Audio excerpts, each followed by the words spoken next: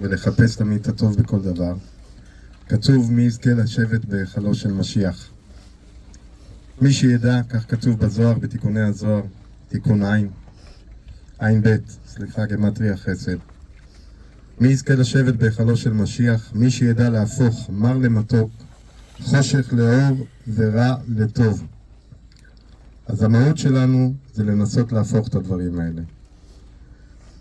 אי אפשר לשנות את החלל שנשאר, אי אפשר למלא אותו בגלל שהחלל הוא רק שלכם. אף אחד לא ימלא אותו, אף אחד גם לא יכול לקחת אותו. מה שאתם עשיתם זה שלכם לגמרי, וכאילו בזכות זה זכיתם לחיות חיים שלמים ומלאים כל רגע שחייתם. אני אשתדל להזכיר כל מיני מידות טובות, בגלל שאנחנו יודעים שהעיקר בחיים והמהות של החיים זה לתקן את המידות. כתוב על אדם הראשון שחטא, שמיד אחרי זה נאמר לו, בזיעת אפיך תאכל לחם. לחם, כן, זה המלחמה שלנו בחיים, זה החלום שלנו של החיים, זה החמל שהוא כמו עכשיו, וזה החמלה שאנחנו צריכים שתהיה בעולם. אני אזכיר את המידות הטובות שהיו לכל אחד מכם, אפילו עם מקרה או סיפור קצר.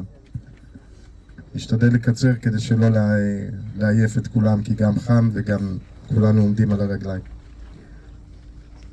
אבל ניב, כל יום שבת, כן, הייתה רוצה שנעבור על משהו, לפעמים פרקי אבות, לפעמים מזה, רק דברים שקשורים לתיקון מידות ולעבודה עצמית של הבן אדם.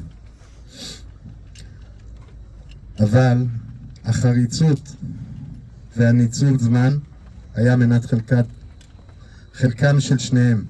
אין דבר כזה לבזבז זמן. אם משהו יכול לקחת 5 דקות, הוא ייקח 4.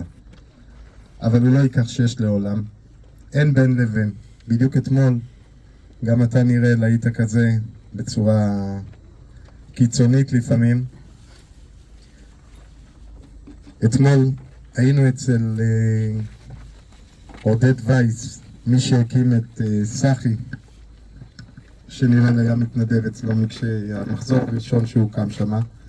והוא אמר לי שכל פעם שמתי שנראה להם מתקשר אליו זה בגלל שצריך איזשהו חסד למישהו, איזושהי עזרה למישהו.